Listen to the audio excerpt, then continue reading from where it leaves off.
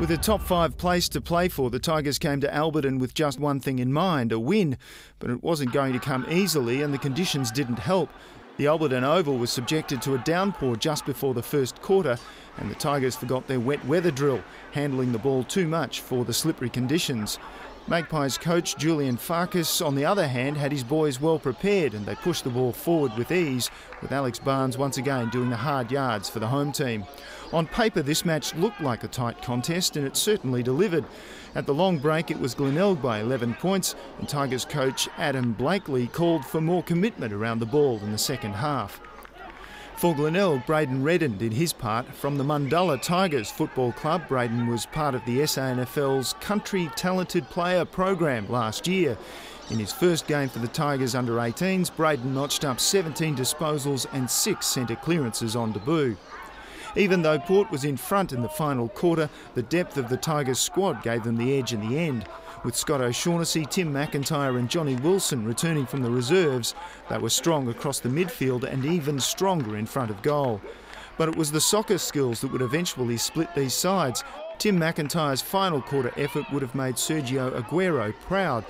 It doesn't matter how it goes through, just as long as it goes through. The Tigers lucky to have survived this clash. A draw would have been a fair result, but it's who's in front at the final siren that matters, and on this occasion it was Glenelg by 5 points over Port.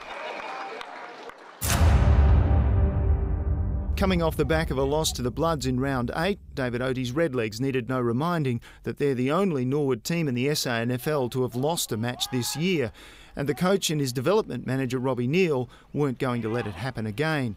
And with the AFL players returning to Norwood, the under-18s were bolstered by a wealth of quality squeezed out of the reserve side. The captain, Ben Vidic, has finished with St Peter's College now, so he can focus all his attention on winning for Norwood. With a knee reconstruction behind him, Ben led by example at the parade with 15 kicks and 13 handballs to add to his 7 incursions inside 50. And also working hard for the team was Eddie O'Connor from the Hope Valley Football Club.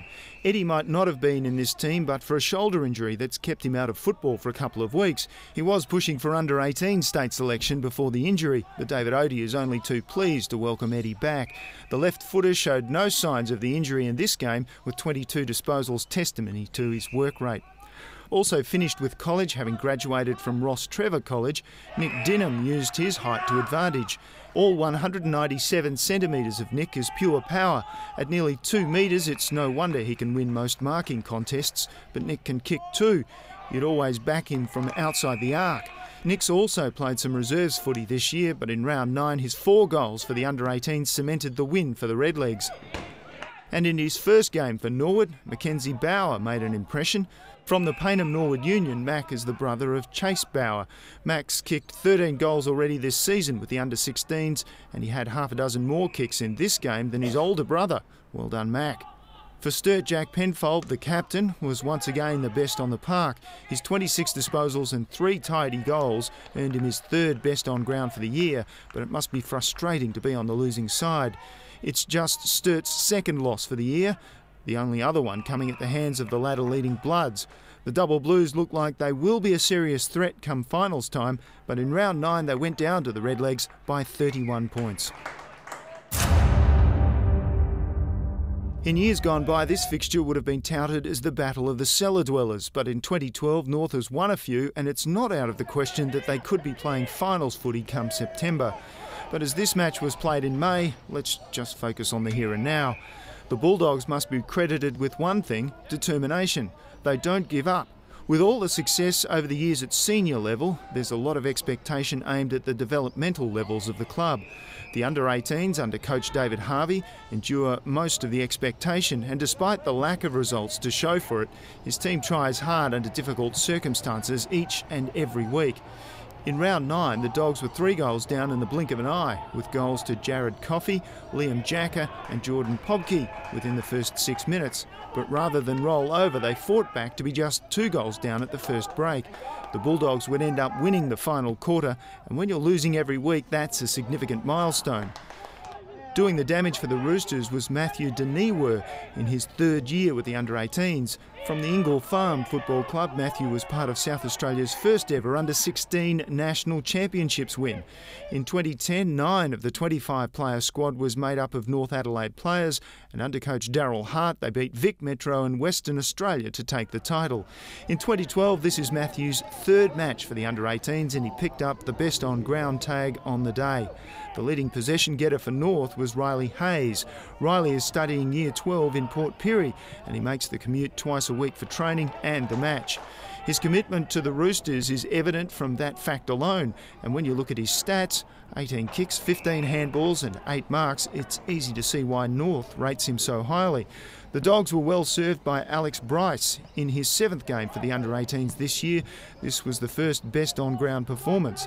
His early goal in the first quarter was the steadier that the Dogs needed when they were 3 goals down early on, and he went on to record 20 disposals and 4 marks for the game.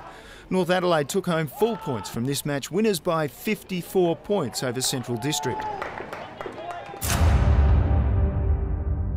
The freezing evening fixture was at the Richmond Oval. When the sun went down, the temperature plummeted, but the footy heated up because Westies tore apart the Panthers to show exactly why they are at the top of the under-18 ladder.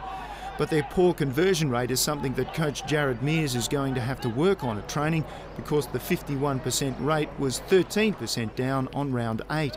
Long kicks without players making leads might account for some of that stat, but Mears would expect more of the ladder leaders. Having said that, the Bloods kept the Panthers goalless in the first quarter and then only conceded 1 goal in the second quarter. This was set up to be a demolition, but when you're kicking almost as many behinds as goals, the demolition is more of a slow dismantling. If West had kicked straight, they could have won by 286 points. Now that would be a demolition. Once again, Ryan Dykesman was outstanding. His extraordinary count of 46 disposals was well and truly the highest throughout all matches in the round. He's come a long way since winning the under-14 Best and Fairest for Unley, and he surely would have won the Macca's Cup MVP for the round, except that he'd already won it last week.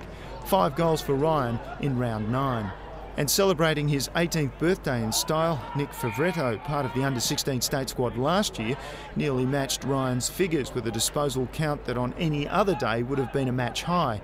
44 disposals for Nick, still impressive to say the least. Simon Wong iced the cake for West with a solid performance on the wing. His left foot was put to good use an incredible 27 times, also the highest kick count across all matches. South did score a few goals in the second half.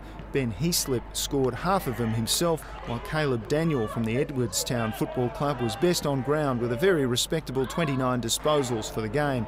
Believe it or not, the 5th highest disposal count across all matches in round 9. But it came from a team that would go on to lose by 116 points to the all-conquering Bloods.